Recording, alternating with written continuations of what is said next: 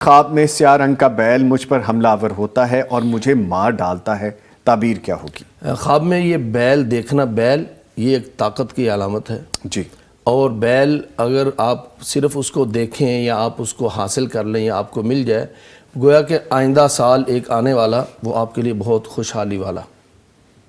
لیکن اگر بیل آپ پر اٹیک کر دے جی، اور آپ کو زخمی کر دے تو اس کا مطلب یہ ہے کہ آپ کو آئندہ سال اپنے چیلنجز اور جو مشکلات کا سامنا ہوگا اس کے اندر آپ کو بیل جیسی طاقت کی ضرورت ہے۔ وہاں پر آپ کو ایک عام روٹین کی طاقت سے زیادہ طاقت کی ضرورت ہے کہ آنے والا سال آپ کے لیے چیلنجز اور مشکلات لے کر آ رہا ہے، یعنی اللہ تعالیٰ کی طرف سے ہوں گی، لیکن اس سال کے اندر اب چونکہ بیل گائے یہ ایک سال کی طرف اشارہ کرتے ہیں۔ وہ حضرت یوسف علیہ السلام کے دور میں جب وہ خواب آیا تھا، 7 گائے تھیں موٹی، 7 گائے تھی پتلی، تو انہوں نے یہی فرمایا تھا کہ 7 سال خوشحالی کے اور 7 سال جو ہے نا وہ خستہ حالی کے یا قحط سالی کے۔ تو یہاں پر اگر بیل مار رہا ہے تو اس کا مطلب آنے والا ایک سال جو ہے وہ ایک مشکلات والا ہے اور ان چیلنج سے نپٹنے کے لیے ان کو طاقت بھی زیادہ درکار ہے۔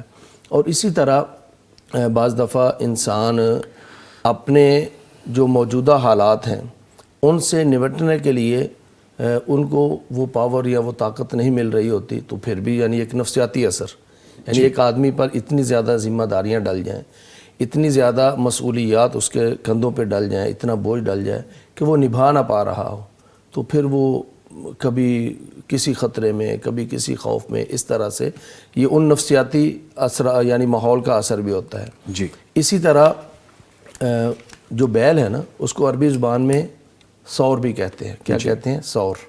اور سور عربی زبان میں انقلاب کو بھی کہتے ہیں۔ سور عربی زبان میں انقلاب کو بھی کہتے ہیں۔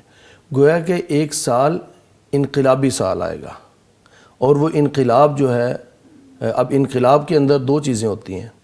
جب انقلاب آتے ہیں یا تو پھر حکومتوں کا وہ تختہ الٹ کے رکھ دیتے ہیں یا پھر انقلاب والے جو ہے نا وہ زد میں آ جاتے ہیں، دونوں صورتیں ہوتی ہیں۔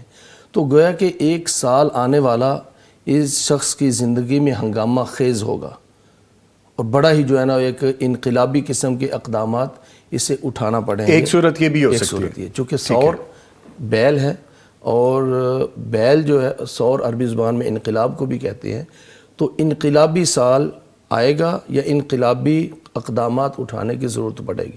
بعض دفعہ ہم روٹین کے کام کر رہے ہوتے ہیں جی، لیکن ہم کہتے ہیں یار جب تک تم کوئی انقلابی قدم نہیں اٹھاؤ گے تب تک تم پیک پہ یا اس کے چیز کے نتیجے تک نہیں پہنچ سکو گے۔ یعنی روٹین کے مطابق کام نہیں کرنا بلکہ ایک سال آئندہ انقلابی اقدامات اٹھانا پڑیں گے تاکہ وہ اپنا جو مقصد ہے اس کو حاصل کر پائیں۔ اچھا، دونوں صورتوں میں بات ویسے ایک ہی ہے جزمان صاحب، جیسے آپ کہہ رہے ہیں اگر آپ بیل والی بات پہ بھی چاہتے ہیں تو آپ کو طاقت درکار ہے۔ جی، طاقت درکار ہے۔ اور دوسری طرف انقلابی قدم اٹھانا ہے تو یہاں پر بھی روٹین اور معمول سے ہٹ کر کمفرٹ زون سے آپ کو باہر آنا پڑے گا۔ جی، کمفرٹ زون سے باہر آ کر آپ کو انقلابی قدم اٹھانا پڑے گا، پھر انشاءاللہ اللہ تعالیٰ خیر فرمائے گا۔